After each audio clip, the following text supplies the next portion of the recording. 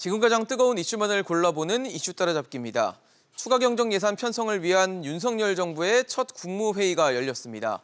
윤 대통령은 국무회의 개의를 위해 추가적으로 장관을 임명하면서 내각 구성에도 속도를 냈는데요. 하지만 야당이 한덕수 국무총리 후보자를 비롯해 일부 장관 후보자들을 반대하고 있는 상황이어서 일기 내각 구성이 언제쯤 완료될지는 미지수입니다. 그럼 정치권 관련 소식 지금부터 하나씩 짚어보겠습니다.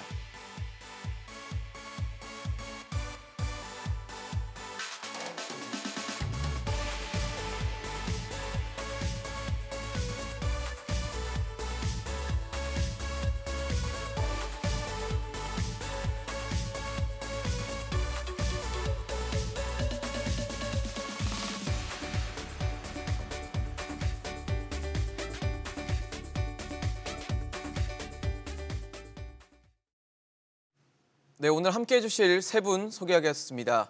부산 가톨릭대 차재원 특임교수, 더불어민주당 부산 북강서을 최지은 지역위원장, 국민의힘 도봉구갑 김재섭 당협위원장 나오셨습니다. 어서 오십시오. 안녕하세요. 안녕하세요. 네, 오늘 이슈 따라잡기 첫 번째 이슈부터 보여드리겠습니다. 윤석열 정부 사상 최대 규모인 59조 원 규모의 추경, 민주당 10조 더 맞불입니다. 윤석열 정부가 집권하자마자 59조 원 규모의 추경안을 마련하기로 했습니다. 또 여기에 대한 재원은 올해 초과 세수로 마련하기로 했는데 어떻게 보세요, 교수님?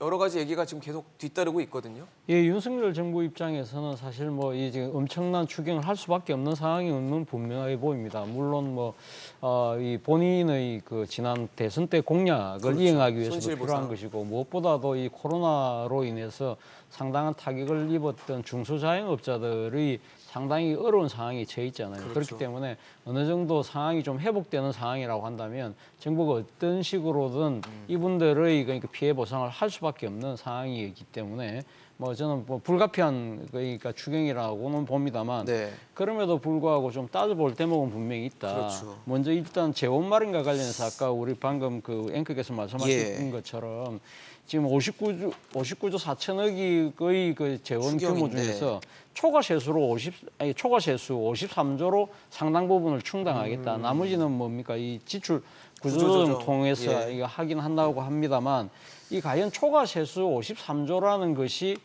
이게 과연 실현 가능할 것인가라는 그 그러게요. 의심이 지금 나오고 있다는 것이죠. 불과 지난 3개월 전에 문재인 정부의 마지막 그 추경 때 그때 추경이 17조 정도 됐는데 이때는 그러면 지금 초과 세수라는 걸 전혀 잡지도 않고 그래서 약 11조 정도의 적자 국채를 발행할 수밖에 없었던 상황이거든요. 네. 그렇다고 한다면 불과 3개월 만에 이제 53조의 네. 그 초과 세수가 발생할 거라는 예측은 도대체 어디서 나온 것이냐. 그러면 일각에서는 기재부는 그럼 도깨비 방망이를 치고 있느냐는 이야기가 나올 수밖에 없다는 것이죠. 만약에 이 지금 그 53조라는 그 이 초과 세수가 실제 발생한다고 하면 이 정부 당국의 신뢰성에 대한 의구심이 생길 수 있는 예측이 상황이고 잘못됐다라는 예측이 것도 보일 잘못됐다는 거고요. 생각이 될 수 있는 것이고 만약에 그것이 안 됐을 경우에는 마지막 가서는 결국 적자 국채를 발행할 수밖에 없는 상황이 되는 것이죠. 이러한 그렇네요. 부분도 있는 것이고 두 번째는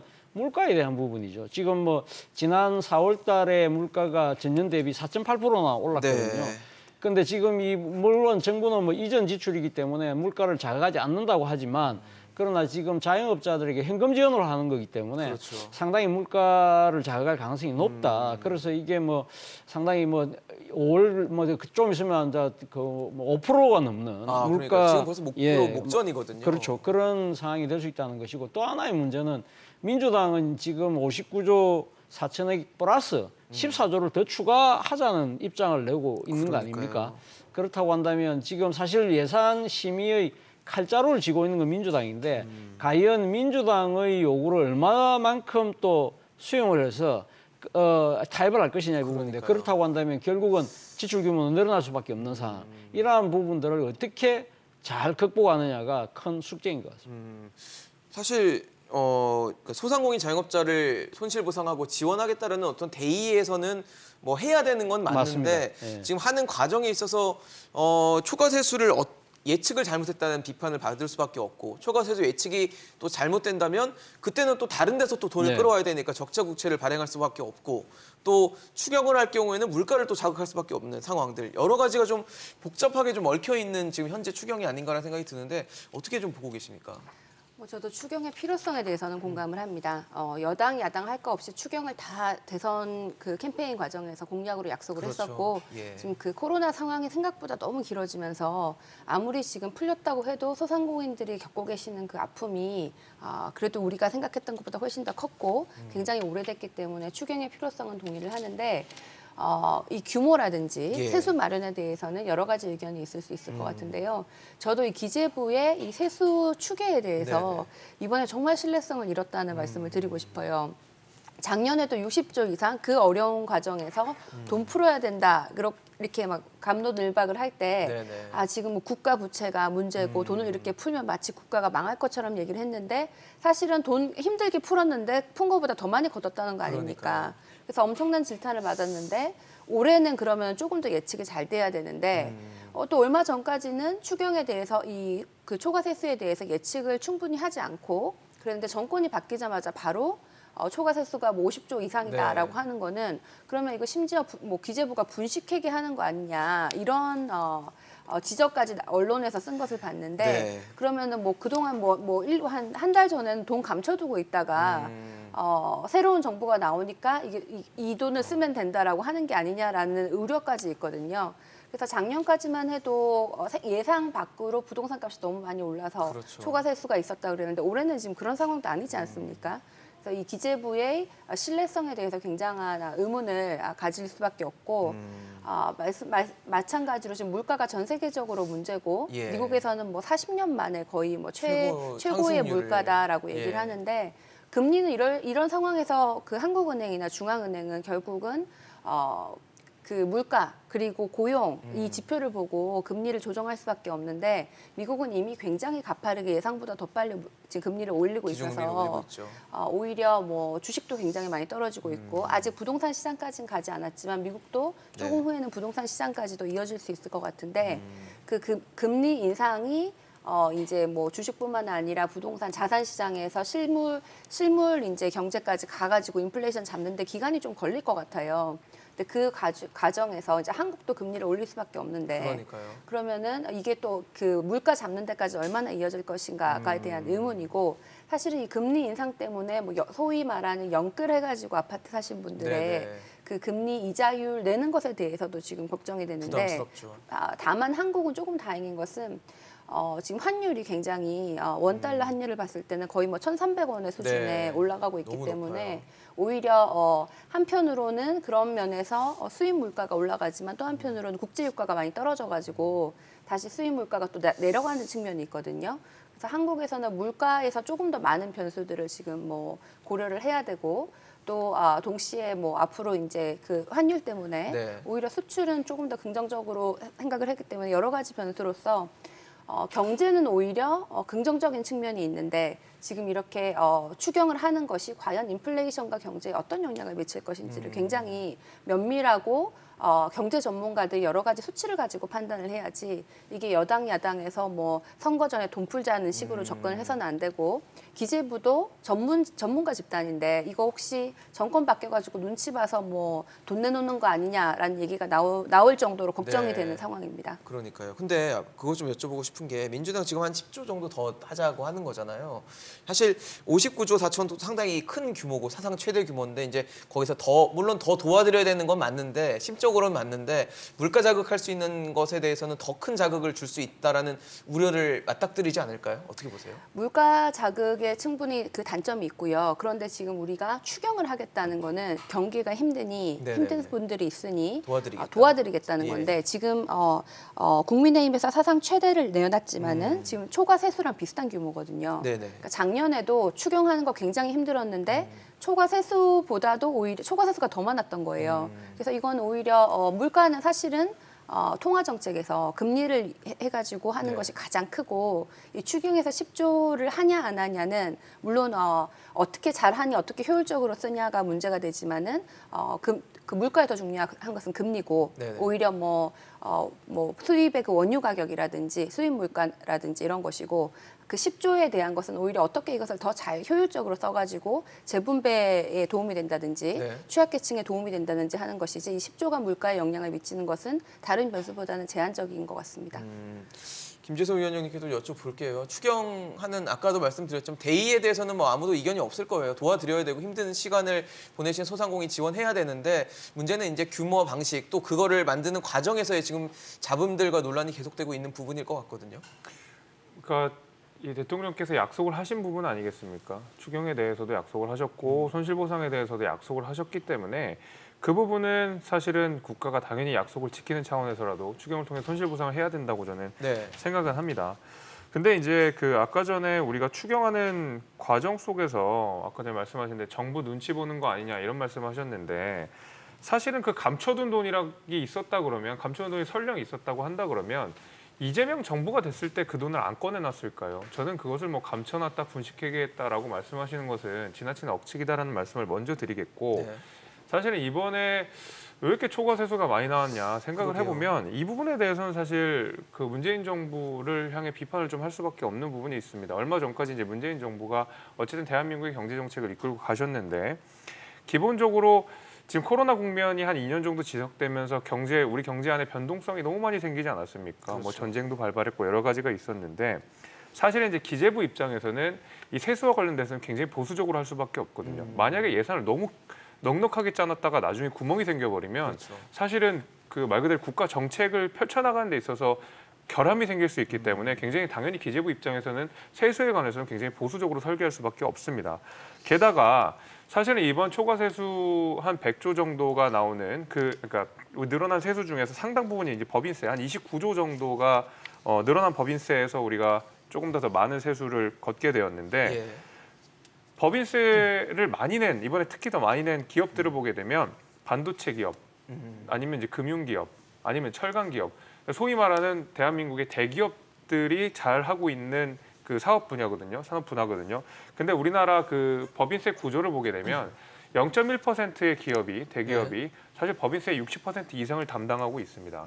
그렇기 때문에 대기업들 그러니까 이 호황 산업이었던 반도체라든지 아니면은 금융이라든지 철강 여기에 대해서 수입이 좀 늘어나 보니까 법인세가 네. 당연히 좀 올라왔던 것이고 우리나라의 어떤 기형적인 법인세 구조가 사실 한몫했었던 것입니다.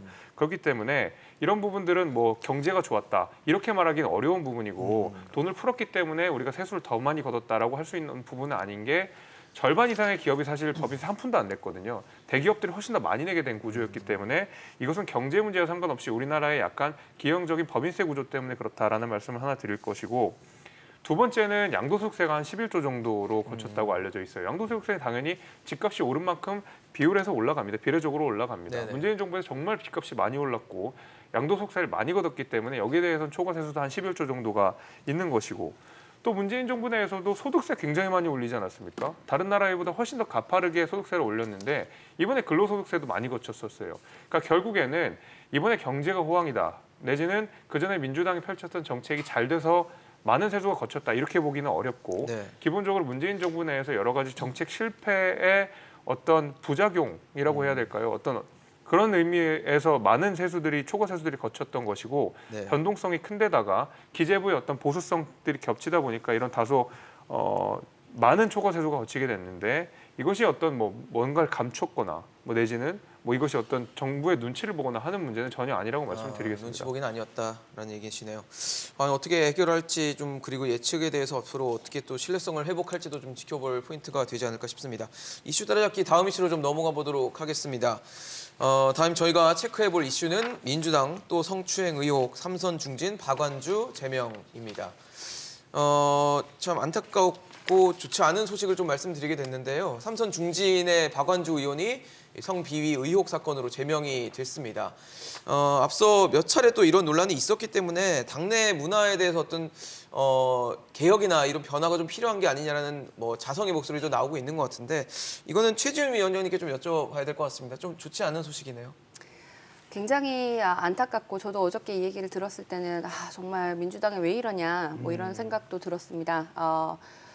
이런 이 한 개인의 실수일 수 있지만은 네네. 여러 차례 지금 민주당에서 과거에도 이런 혐의들이나 뭐 이런 문제들이 있었기 때문에 노출된 적이 있죠. 뭐 윤리 기준이라든지 네. 아니면 좀 더 국민 눈높이에 맞는 또 이런 상황에 대해서 네. 좀 크게 반성을 할 필요가 있고 뭐 좀 더 근본적인 변화가 필요하다고 생각하고 또 민주당의 그 의원 아니면 민주당 정치인들의 그 구성원에 대해서도 조금 더 다양한 새로운 세대라든지 네. 뭐 다양한 구성원이 조금 바뀌어야 된다는 생각도 들고 심지어 우리 당원들 사이에서는 지금 설사 우리가 의석수를 조금 잃더라도 다음에는 커다란 그 정치 교체, 세대 교체가 필요한 것이 아니냐 이거 좀 너무 근본적으로 문제가 있다 이런 얘기들이 나오고 있고 저도 적극적으로 공감합니다. 네. 다만 이 박완주 의원의 성비 의혹이 나오자마자 그래도 비대위에서 좀 강력한 결정을 한 것에 대해서는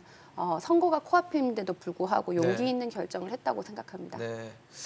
근데 사실 뭐 박완주 의원이 이제 뭐 신고를 한 피해자를 뭐 그만두게 하려고 하는 시도들 이런 것들이 물론 박완주 의원이 개인이 한 것이긴 하지만 당내에서도 이런 부분에 대한 어떤 좀 내부 뭐 통제, 내부 관리 이런 것들이 좀 시스템적으로 필요하지 않나라는 생각이 좀 들었어요. 어떻게 보세요?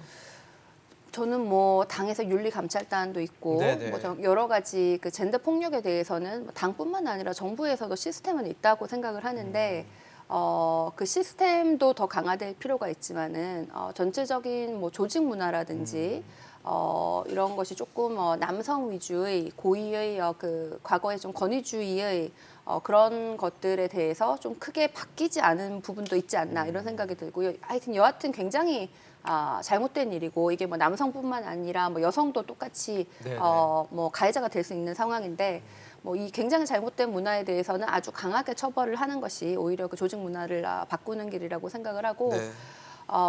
뭐 하여튼 이거는 굉장히 잘못된 일이고 심지어는 뭐 의원총회에서 제명뿐만 아니라 의원직 사퇴까지도 논의를 해야 되는 것이 아닌가라는 의견도 굉장히 많이 나오고 있습니다. 네. 차재경 교수님 어떻게 보셨어요? 뭐 저도 상당히 개탄스러운 상황이 네. 아닐까 하는 생각이 듭니다. 뭐 불과 뭐 며칠 전에 또 민주당 내에서 또 그러니까 선과 관련된 여러 가지 네. 안 좋은 이야기들이 나왔었잖아요. 그러니까요. 뭐 그런 부분들이 잊혀지기도 전에 지금 그러니까 그 더 큰 심각한 상황이 지금 터져 나왔다. 그리고 아까 말씀하신 것처럼 지방선거의 임박에서 이러한 사항들이 지금 닥쳤기 때문에 상당히 민주당 입장에서는 상당히 정치적으로 더 당혹스럽고 곤혹스럽지 않을까 하는 생각이 듭니다. 사실 이번의 정권 교체의 그 여러 가지 원인 중에 하나도 네. 잇따라 민주당 출신의 광역단체장 세 분이 연속적으로 성비 사건으로 인해서 낙마했던 부분들도 그렇죠. 상당히 저는 크게 작용한 것이 아닐까 하는 생각이 드는데 문제는 그겁니다. 제가 생각했을 때는 지금 이렇게 신속하게 뭐 처리는 했다고는 합니다만 네. 여전히 민주당의 좀 감사기 문화가 그대로 있는 것이 아닐까라는 생각이 든다는 겁니다. 앞서 말씀하셨지만 사실 당에서는 적극적으로 제명을 했지만 이 정도 사안이라고 한다면 국회 윤리제소 더 나아가서는 수사기관에 수사를 의뢰해야 되는 것이 아닐까라는 생각이 든다는 것이죠. 이러한 부분들을 보면 여전히 아직까지 과거 동료에 대한 감사기가 여전히 남아있다는 생각을 지울 수가 없는 것이고요. 네. 특히 저는 이번 최강욱 의원과 관련된 이 지금 처리하는 과정에서 제가 봤을 때 뭐 지금 결국 최강욱 의원을 뭐 지금 윤리위에 뭐 이렇게 넘기기는 합니다만 그 과정에서 저는 민주당 의원들의 그런 뭐랄까요 좀 그러니까 그 침묵, 네. 그건 저는 상당히 심각한 문제라는 생각이 듭니다. 그러니까 최강욱 의원이 줌회의를 통해서 부적절한 발언을 했을 때 네. 그게 반발했던 사람들이 여성 보좌진들이 위주로 해서 이야기를 했다고 하는데 그럼 그 줌회의에 그러니까 같이 동참했던 그 남성 의원들은 그 이야기를 안 들었을까요? 그럼 여성 보좌진들이 그 이야기에서 진실 공방이 벌어질 때 어느 누구 한 명도 그 부분에 대해서 진실을 말하지 않고 침묵하고 있다. 이게 상당히 문제고요. 그리고 또 여성 보좌진 의원들이 그러니까 당내 의원들의 그러니까 그런 그 잘못된 언행에 대해서 이야기를 할 때 왜 여성 의원들은 다 침묵하고 있느냐. 저는 이러한 태도 자체가 빨리 개선되지 않는 이상은 민주당이 내는 그 어떤 여러 가지 대책들도 공연불이 될 가능성이 높다는 생각이 지울 수가 없습니다. 사실 지금 이런 사례들이 뭐 민주당에서 많이 나와서 민주당이 지적을 받고 있지만 사실 뭐 국회의원 전체가 좀 자성을 해야 되는 계기가 돼야 된다는 지적들도 있습니다. 어떻게 보세요? 물론이죠. 뭐 이런 일들이 당연히 국회뿐만이 아니라 대한민국 전체에 없어야 되는데 네네. 대한민국의 어떤 그 리더층이라고 볼 수 있는, 그다음에 대한민국 이끌어가는 입법부의 개개인들이 이런 일들에 휩쓸린다는 것 자체가 국가적인 망신입니다. 사실 네. 이런 일들은 다시는 없어야 되고 예. 아마 민주당 입장에서는 사실은 이제 선거를 앞두고 이렇게 제명 경철을 하는 것이 어려운 결정이었을 거라고 생각이 됩니다. 선거에 악영향을 미칠 것이라고 생각하고. 근데 아마 만약에 박완주 의원을 제명하지 않았다 그러면 오히려 더 큰 역풍에 휩싸일 수 있다라는 정무적 판단이 있었을 것 같은데 네, 네. 사실은 뭐 앞서도 우리가 자료화면에서 봤지만은 서울시장, 부산시장, 그다음에 지사 이런 분들이 사실 성비 의혹으로 굉장히 안 좋은 결과들을 맞이하게 되셨고 그로 인해서 바로 지난 1년 전에 재보궐선거 때 서울에서 가장 1, 2도시라고 불리는 서울특별시와 부산에 재보궐선거가 열려서 그렇죠. 실제로 국민의힘이 압승을 하게 되는 그런 일들이 있지 않았습니까? 네. 다시 한번 서울시장 선거와 부산시장, 그리고 충남지사의 선거가 다시 일어나게 됩니다. 당연히 이 박완주 의원의 성비 의혹이 좋든 싫든 국민들께서는 상기될 수밖에 없는 부분이거든요. 아, 이런 어떤 광역단체장들의 성비위 의혹들이 민주당에서는 있었고 또 이번에 광역단체장을 뽑는다라고 하면 당연히 민주당에 악영향을 미칠 수밖에 없을 것이라고 생각합니다. 이번에 이렇게 제명을 했지만 민주당에서는 훨씬 더 단호한 태도를 보여줬어야 된다고 생각해요. 저 박완주 의원의 저 성비위 의혹이 네. 사실은 뭐 어제 오늘 일이 아니지 않습니까? 좀 된 일이 아니겠습니까? 근데 그거를 조금 보류하고 있었다, 밀어두고 있었다라는 비판도 피할 수 없는 것이거든요. 그러다가 여론이 악화되고 어떤 실체가 드러나고 이렇게 되다 보니까 민주당 입장에서는 마지못해 결정을 했을 거라고 저는 생각을 하는데 저는 여기에 대해서는 보다 단호한 태도를 보여야 된다고 생각하고 박지원 위원장이 비대위원장으로 앉게 된 데는 어떤 민주당의 성비 의혹들에 대한 확실한 어떤 단호한 대처 이런 것들을 바라는 당원들의 열망이 있을 거라고 생각이 됩니다. 그래서 그런 면에 있어서라도 다시는 민주당에서 이런 일이 없게 당연히 국민의힘에서도 이런 일이 없어야 되겠지만은 그래야 된다고 저는 생각하고 있습니다. 네. 일단 근데 지금 박완주 의원이 입장을 공개적으로 낸 게 있나요? 제가 알기로는 없는 걸로 없어요? 알고 있습니다. 아, 뭐 계획도 제가 아직 없는- 모르는 걸 수 예, 예. 있는데요. 예, 보지 못했습니다. 저희도 보도를 통해 접하기로는 뭐 언론을 통해서 박완주 의원에게 연락을 좀 취해봤는데 뭐 추가적인 답변을 듣거나 이러지 못했다 그래서 피해자도 좀 사과를 받고 공식적으로 국민에게 좀 사과하는 과정이 있어야 되는 거 아닌가라는 생각이 들거든요. 어떻게 보세요? 필요하다고 생각을 하고요. 뭐 이제 뭐 사실관계 이런 것에 대해서도 충분히 소명을 해야 되고 네. 사실은 뭐 의원총회 같은 데서 의원직 사퇴까지도 논의될 네. 수 있다고 저는 생각을 하고요. 민주당에서 계속 이런 일이 불거져 나왔지만 우리 정치 전체에서 잘못된 문화가 만약에 존재를 한다면은 그게 근본적으로 바뀌는 계기가 되어야 된다고 생각을 하고 네. 많은 구성원들이 정말 바뀔 필요가 있다라는 것을 느끼고 굉장히 답답하고 지금 저희 저 같은 지역위원장은 지금 지방선거에서 선거를 하고 있는데 그러니까요. 구의원, 시의원이 구청장 그 분들은 지금 후보자들은 한 표를 더 받기 위해서 지방에서 하고 있는데 중앙당 차원에서 이런 정도의 문제를 계속 일으키는 것은 너무나 안타깝고 정말 이런 근본적인 변화가 필요하다. 정말 안타까운 마음뿐입니다. 네, 알겠습니다. 다음 이슈로 좀 넘어가 보도록 하겠습니다. 최근에 뭐 언론을 계속적으로 좀 노출되고 있는 기사와 또 이슈들인데 망언 논란 김성회 사과한다더니 또라고 저희가 제목을 잡아봤습니다. 동성애 혐오 발언 또 일본군 위안부 피해자 비하 발언 등으로 논란이 됐던 김성회 대통령실 종교 다문화 비서관 얘기인데요. 김 비서관이 논란이 됐고 사과는 했어요. 근데 사과한지 잘 모르겠습니다. 사과를 한 건지 아니면 반박을 한 건지 알 수 없는 상황이고 여기에 또 추가적으로 참 제가 읽기도 좀 그런데 조선시대 여성 절반이 양반들의 성적 쾌락 대상이었다라는 글을 올려서 또 다른 논란을 빚고 있습니다. 이거 지금 상황 파악하고 있는 겁니까? 글쎄요. 그 바로 그런 측면 때문에 상당히 김성애 비서관의 은행 못지않게 예. 청와대가 아니죠. 이제는 대통령실이죠, 대통령실의 이제. 그런 대응에 대해서 예. 상당히 비판 여론이 높은 것 같아요. 저는 무엇보다도 이번 대통령실에서 그러니까 종교 다문화 비서관 제도를 마련했을 때만 하더라도 제가 생각했을 때는 우리 사회의 다양성과 인권 감수성을 제고하기 위한 나름대로의 조치라는 생각을 했었거든요.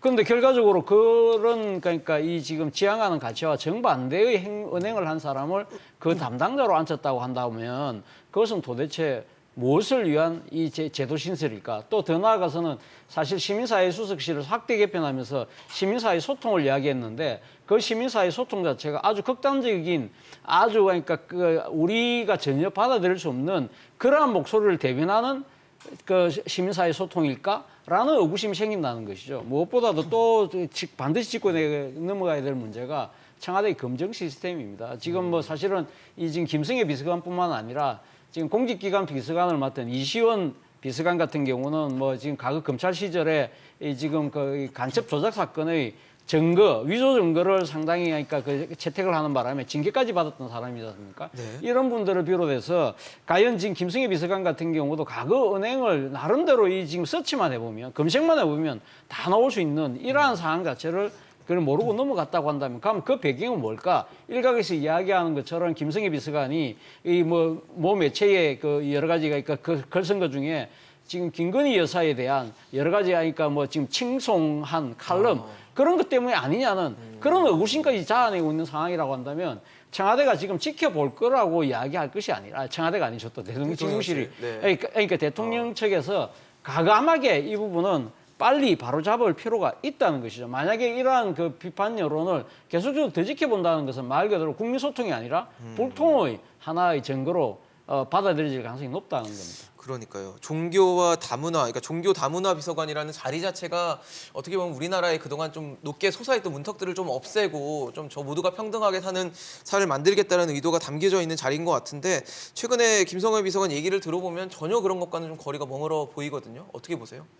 전혀 말이 안 되는 말씀들이 너무 많죠. 이 발언 하나하나가 네. 정말 뭐 여성에 대한 혐오도 있고 네. 사실관계를 왜곡한 것도 있고 또 뭐 동성애도 동성애는 뭐 있고요. 치료로 바뀔 수 있다 이런 말 자체가 2022년에 대한민국에서 해도 이게 정치적으로 문제가 없는 얘기들이 전혀 아닌데 어떻게 이런 분이 또 하필이면은 다문화 종교 비서관이라는 거는 굉장히 사회 통합이라든지 다양성을 존중하고 서로 다름을 좀 이해하고 그것을 오히려 더 다름을 평등하게 바꾸자 뭐 이런 일을 하는 사람이 가장 그 근본적으로 굉장한 혐오라든지 네. 뭐 다른 성에 대한 혐오나 다른 사람들에 대한 굉장히 잘못된 사고관을 가지고 있는 사람이 어떻게 그런 일을 할 수 있을까라는 근본적인 의문이 들고 또 이런 분을 임명했던 대통령이 궁극적으로 책임이 있다고 생각을 하는데 이렇게 많은 비난 여론이 지금 있음에도 불구하고 이런 사실이 드러남에도 불구하고 이분에게 사퇴하라고 하지도 않고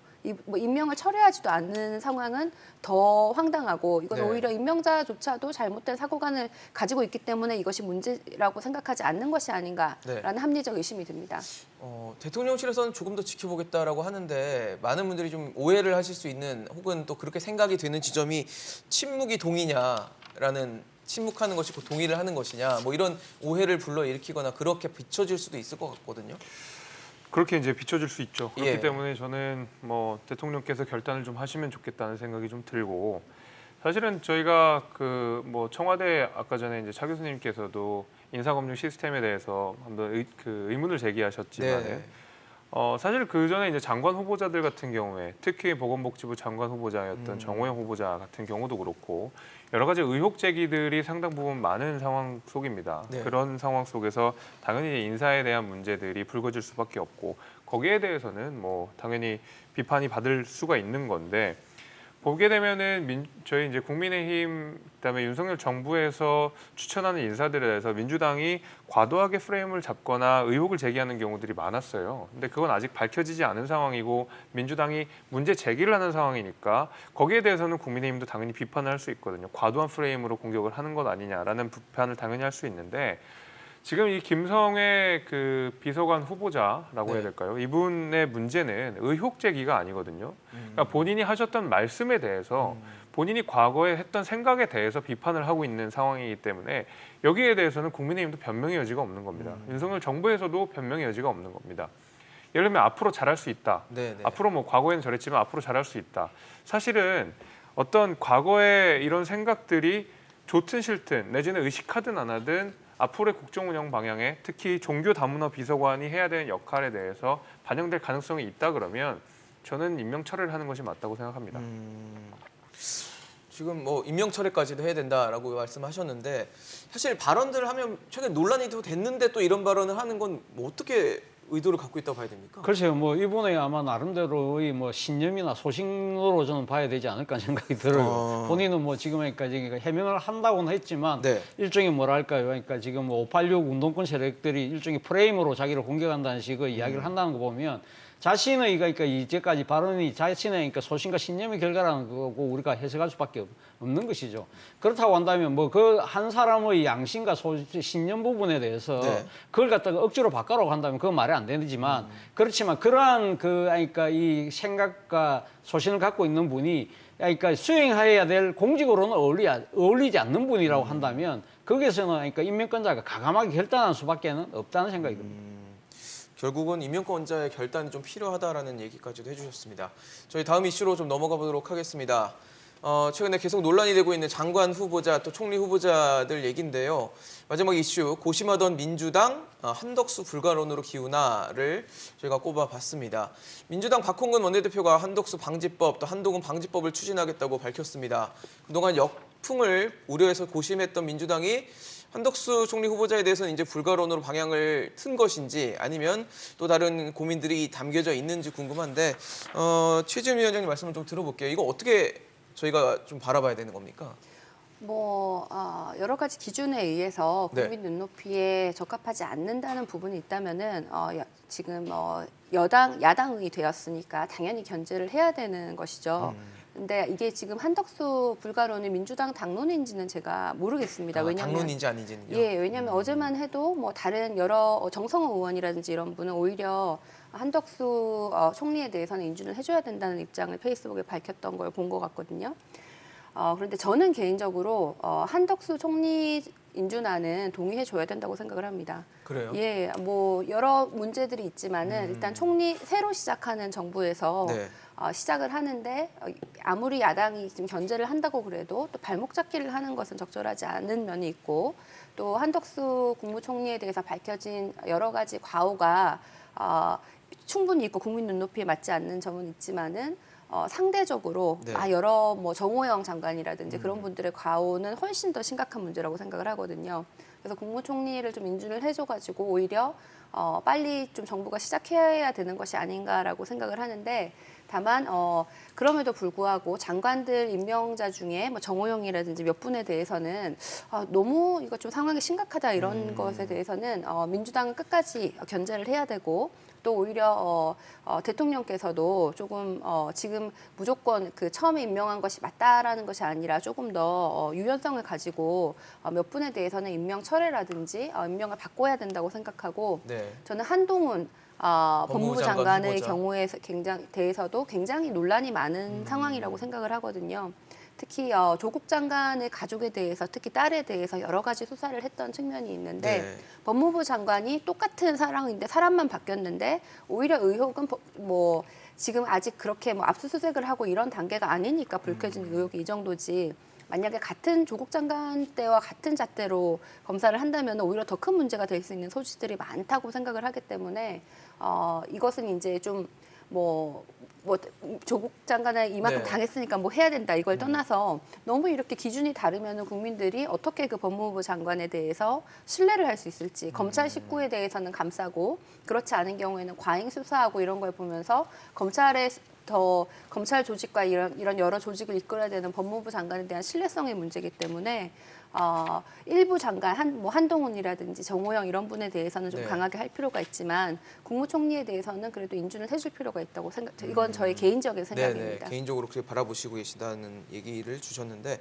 차지영 교수님 어떠세요? 지금 뭐 네. 정호영 후보자 또 한동훈 후보자에 대해서는 뭐 결단이 좀 필요하다는 얘기를 해주시고 네. 그다음에 이제 국무총리 후보자에 대해서는 뭐 인준이 좀 필요하다는 얘기를 주시거든요. 모르겠습니다. 저는 뭐 그러니까 민주당이 이제 어제 사실 그러니까 의원총회를 예정을 했다가 미뤘다고 그래요. 네네. 그렇다면 민주당 입장에서는 아마 좀 민심이 한덕수 후보자에 대한 그러니까 지금 인준을 동의하는 부분이 더 높기 때문에 민심의 추이를 좀 더 보자, 시간을 좀 더 그러니까 이제 끌면서 네. 상황을 좀 지켜보자는 쪽으로 약간은 좀 그러니까 이 강경 분위기가 조금 완화되는, 완화되고 네. 있는 그런 분위기인 것 같아요. 바로 그 때문에 어제 윤석열 대통령도 그러니까 지금 청문 보고서 채택이 안 된 후보자 5명 중에서 네. 2명만 일단 우선적으로 했잖아요. 네. 박지인 외교부 장관 그리고 또 이상민 지금 이상민 행안부 행안부 장관 네. 그거는 뭐 나름대로 한미 정상회담이나 또 지방선거라는 그런 불가피한 측면 때문에 강행을 했지만 나머지 3명에 대해서는 일단 유보를 한 걸 보면 민주당의 기류가 변하는 부분을 나름대로 반응을 한 것이 아닐까. 그렇다고 한다면 저는 여야 간에 어느 정도 타협의 가능성도 있다는 생각이 들고요. 그렇지만 민주당 입장에서는 사실 이 지금 인사청문위원들이 네네. 그러니까 부적격 판정을 했기 때문에 네네. 사실 이 당론으로 찬성하기가 쉽지 않아요. 그렇다고 한다면 그 지금 지방선거를 앞두고 지지층들이 또 입안할 수도 있거든요. 그렇다고 한다면 저는 그러니까 의원총회를 통해서 왜 인사청문위원들이 우리가 심사를 했는데 왜 이런 측면에서 부적격했다는 부분을 분명히 이야기를 하고 그 부분에 대해서는 당론으로 강제를 하기보다는 네. 저는 사실은 지금 인사에 관한 건 무기명 비밀 투표를 하거든요. 네네. 그렇다고 한다면 의원 개개인들의 판단에 맡기고 거기에 대한 찬성이든 반대든 이걸 어떤 결과가 났을 때 거기에 대해서는 전체가 다 집단적으로 책임을 지는 그러한 상황으로 의원 자율에게 맡기는 것도 하나의 방법이지 않을까? 이렇게 정쟁이 이렇게 극한으로 치닫는 상황에서 민주당이 후폭풍을 생각하면 네. 그 저는 어느 뜻한 산탁을 일도 양단으로 하기보다는 의원 개개인들의 양식과 판단에 맡기는 것도 하나의 방법이지 않을까 생각합니다. 특히 한덕수 총리 후보자 같은 경우는 총리는 이제 국회 인준을 또 거쳐야 되기 때문에 민주당의 동의가 없으면 사실상 이제 불가능한 거잖아요. 그래서 민주당 의견이 참 국민의힘 입장에서도 굉장히 좀 중요한 시점입니다. 어떻게 보십니까?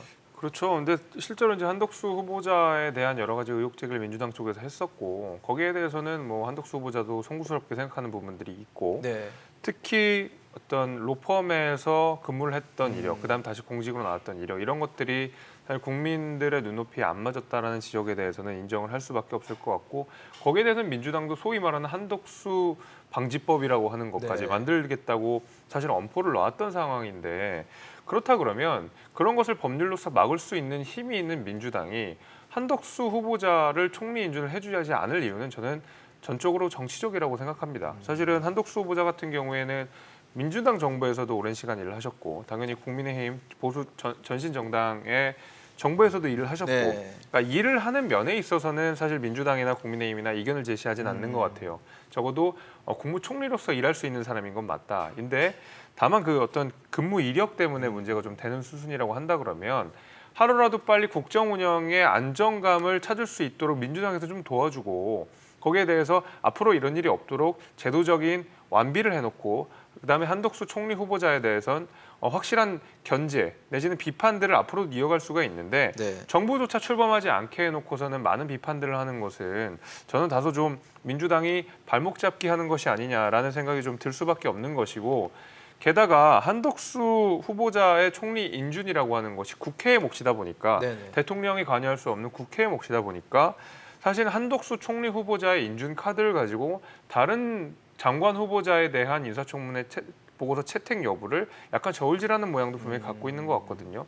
예를 들면 한동훈 법무부 장관 후보자에 대한 이야기도 한동훈이나 뭐 정호영 후보자는 한덕수 후보자 그러니까 여기에 대해서 임명 강행을 한다 그러면 한덕수 총리 후보자에 대해서 우리가 임명을 하는데 감안할 수 있겠지 않냐 참작할 수 있지 않겠느냐고 하는 것이 사실 원내대표의 입장이었거든요.